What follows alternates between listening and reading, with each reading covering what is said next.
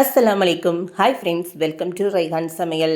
இன்றைக்கி நம்ம வீடியோவில் குக்கரில் நம்ம உதிரியாக வெஜ் பிரியாணி எப்படி செய்கிறதுன்னு தாங்க பார்க்க போகிறோம். நிறைய காய்கறிகள் சேர்த்து செய்கிறதுனால இது ஒரு நல்ல ஹெல்த்தியான ரெசிபியும் கூட. வேலைக்கு போகிறவங்களுக்காக இருக்கட்டும், இல்லை ஸ்கூலுக்கு பிள்ளைங்களுக்கு லஞ்ச் பாக்ஸ் கட்டுறதுக்கும் கூட இந்த ரெசிபி ரொம்பவே சூப்பராக இருக்குங்க. வாங்க இப்போ நம்ம எப்படி செய்கிறதுன்னு பார்க்கலாம். நம்ம சேனலில் புதுசாக பார்க்குறவங்களா இருக்கீங்கன்னா மறக்காமல் சப்ஸ்கிரைப் பண்ணி பக்கத்தில் இருக்கிற பெல் ஐக்கானையும் கிளிக் பண்ணுங்கள். நம்ம இன்றைக்கி இந்த வெஜிடபிள் பிரியாணி பாஸ்மதி அரிசி வச்சு தாங்க செய்ய போகிறோம். பாஸ்மதி அரிசியில் செய்யும்போது நம்ம ரெஸ்டாரண்ட்டில் சாப்பிட்ற அதே டேஸ்ட்டு நமக்கு இருக்கும். இப்போ இதை நல்லா கழுவிட்டு நம்ம ஒரு அரை மணி நேரம் நம்ம ஊற வச்சிடலாம். நம்ம இன்றைக்கி பிரியாணி ப்ரெஷர் குக்கரில் தாங்க செய்ய போகிறோம். ப்ரெஷர் குக்கரை சூடு பண்ணிவிட்டு 50 மில்லி அளவுக்கு நான் நெய் சேர்த்துக்கிறேங்க. 50 மில்லி அளவுக்கு நான் எண்ணெயும் சேர்த்துக்கிறேன். எண்ணெயும் நெய்யும் பாதி பாதியாக சேர்த்துக்கோங்க. நம்ம இன்றைக்கி 1/2 கிலோ அளவில் வெஜ் பிரியாணி செய்கிறோங்க. அதுக்கான அளவுகள் தான் சொல்லிகிட்ருக்கேன். எண்ணெயும் நெய்யும் நல்லா சூடானதுக்கு பிறகு இப்போ நம்ம ஸ்பைசஸ் எல்லாமே சேர்த்துக்கலாங்க. ஒரு பிரிஞ்சி இலை, 2 பட்டை, 2 ஏலக்காய், 2 கிராம்பு, அன்னாச்சி பூ, இதோட கொஞ்சம் கல்பாசியும் சேர்த்துருக்கேங்க. ஸ்பைசஸ் எல்லாம் சேர்த்து நல்லா பொரிஞ்சதுக்கு பிறகு 3 பச்சை மிளகாயும் 4 பெரிய பல்லாரி வெங்காயம் நீல வாக்கில் கட் பண்ணி வச்சுருக்கீங்க, அதையும் சேர்த்துக்கிறேன். சேர்த்துட்டு நல்லா கிளறி கொடுத்துக்கலாம். வெங்காயம் நமக்கு நல்லா வதங்கி வரணுங்க. ஏன்னா நமக்கு நல்லா கோல்டன் ப்ரௌனுக்கு வரணும். அப்போ தான் நமக்கு டேஸ்ட் நல்லா இருக்கும். இந்த அளவுக்கு நல்லா கோல்டன் ப்ரௌன் வந்ததுக்கு பிறகு இப்போ இதில் நம்ம இஞ்சி பூண்டு பேஸ்ட்டு சேர்த்துக்கலாம். நான் ஒரு 2 ஸ்பூன் அளவுக்கு இஞ்சி பூண்டு பேஸ்ட்டு சேர்த்துக்கிறேங்க. இஞ்சி பூண்டுடைய பச்சை வாசனை போகிற அளவுக்கு நல்லா கிளறி கொடுத்துருங்க. பச்சை வாசனை போகிறதுங்கிறது நம்ம வதக்கும் போதே திரண்டு வர்ற மாதிரி இருக்கும். அந்தளவுக்கு நல்லா வதக்கி எடுத்துக்கிறணும். இப்போ இதில் நம்ம தக்காளி சேர்த்துக்கலாம். நான் இன்றைக்கி 3 பெரிய சைஸ் தக்காளியாக நான் எடுத்திருக்கேங்க. அதை நறுக்கி சேர்த்துருக்கேன். சேர்த்துட்டு நல்லா கிளறி கொடுத்துடலாம். தக்காளி நமக்கு நல்லா வெந்து வரணும். நம்ம இப்போ கொஞ்சம் போல் உப்பு சேர்த்துக்கலாம். இந்த நேரத்தில் உப்பு சேர்த்து வதக்கும் போது நமக்கு தக்காளி சீக்கிரமாக வெந்து வரும். இப்போ நல்லா வதக்கி எடுத்துக்கலாம். இப்போ நமக்கு தக்காளி நல்லா மசிஞ்சு வந்துடுச்சுங்க. இந்த நேரத்தில் நம்ம மசாலாக்கள் சேர்த்துக்கலாம். நான் இன்றைக்கி ஒரு 2 ஸ்பூன் அளவுக்கு மிளகாத்தூள் சேர்த்துக்கிறேன். உங்கள் காரத்துக்கு தகுந்த மாதிரி நீங்கள் கூட்டி குறைச்சி சேர்த்துக்கோங்க. இதோட 1 ஸ்பூன் அளவுக்கு பட்டை ஏலக்காய் தூள், அதாவது கரம் மசாலா தூள் சேர்த்துக்கிறேங்க. இது நம்ம வீட்டிலேயே அரைக்கிற மசாலா தூள். ரொம்பவே வாசம் மணமாக இருக்கும்.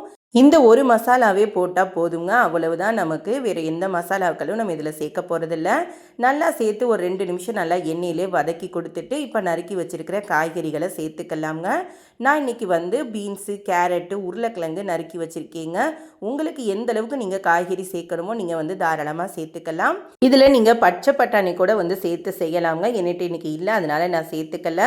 இதோட கொஞ்சம் போல் கொத்தமல்லியும் புதினா இலைகளும் சேர்த்துட்டு நல்லா கிளறி கொடுத்துடலாம். நம்ம சேர்த்துருக்கிற மசாலாவோட இந்த காய்கறி நல்லா கலந்து வர்ற மாதிரி ஒரு 2 நிமிஷம் போல் நல்லா கிளறி கொடுத்துருங்க. இப்போ இதை நம்ம ஒரு 5 நிமிஷம் நம்ம லோ குக் பண்ண போகிறோங்க. சிம்மில் வச்சுட்டு ஒரு 5 மினிட்ஸ் வேக விட்டு எடுத்துக்கோங்க. ஏன்னா இது காய்கறி வேக விடுறதுக்காக. இப்போ 5 நிமிஷம் ஆயிடுச்சுங்க. நான் ஓப்பன் பண்ணிக்கிறேன். பாருங்கள், நமக்கு எண்ணெயெல்லாம் பிரிஞ்சு நமக்கு சூப்பராக நமக்கு காய்கறியெல்லாம் வெந்து வந்துருச்சு. ஒரு அரை வேக்காடாக காய் வெந்தால் போதும், ரொம்ப வெந்துடக்கூடாது. ஏன்னா நம்ம ப்ரெஷர் குக் தான் பண்ண போகிறோம். இப்போ இதில் நம்ம ஒரு கரண்டி அளவுக்கு நான் தயிர் சேர்த்துக்கிறேங்க. நமக்கு பிரியாணியில் இந்த தயிர் சேர்த்து செய்யும்போது ரொம்பவே டேஸ்ட்டாக இருக்கும். தயிர் சேர்த்து நல்லா கிளறி கொடுத்துட்டு இப்போ இதை மறுபடியும் ஒரு 2 நிமிஷம் லோ ஃப்ளேமில் வச்சு நம்ம வேக விடுவோம். நான் மறுபடியும் எண்ணெய் பிரிஞ்சு வரும். பாருங்கள், இந்த அளவுக்கு நல்லா வந்ததுக்கு பிறகு ஒரு முறை இதை நல்லா கிளறி கொடுத்துட்டு இப்போ நம்ம தண்ணி சேர்த்துக்கலாங்க.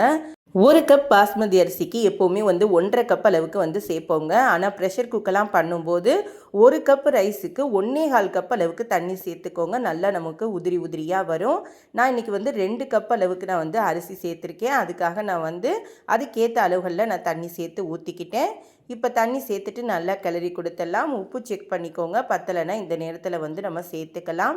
எனக்கு பத்தலைங்க. நான் கொஞ்சம் போல் உப்பு சேர்த்து நல்லா கிளறி கொடுத்துக்கிட்டேன். இப்போ நமக்கு கரெக்டாக இருக்குது.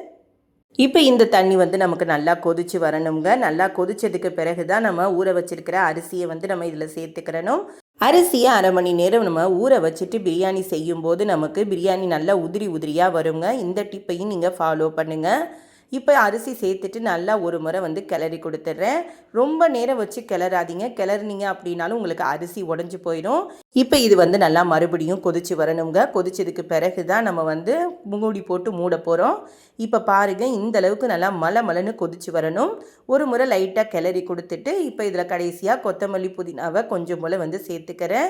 இந்த நேரத்தில் நெய் சேர்க்குறதா இருந்தாலும் சேர்த்துக்கலாம். நான் வந்து சேர்க்கலைங்க. இப்போ இதை வந்து நம்ம மூடி ஒரு விசில் அடிக்க விட்டுட்டு சிம்மில் வச்சுடுங்க. வச்சுட்டு மறுபடியும் ஒரு 5 மினிட்ஸ் இல்லை மறுபடியும் ஒரு விசில் வந்ததுக்கு பிறகு ஆஃப் பண்ணிவிடுங்க. அதிக விசில் வந்து அடிக்க விடாதீங்க, அப்புறம் நமக்கு வந்து பிரியாணி குழஞ்சி போயிடும்.